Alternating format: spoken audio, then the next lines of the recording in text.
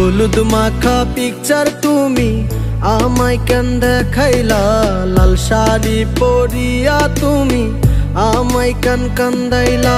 যাইবা তুমি শ্বশুর বাড়ি ভালো কেন বাসিলা, কাল নাগিনী সাপের মতো সবল মারিলা। তুমি যাইও না প্রাণ সখী, যাইও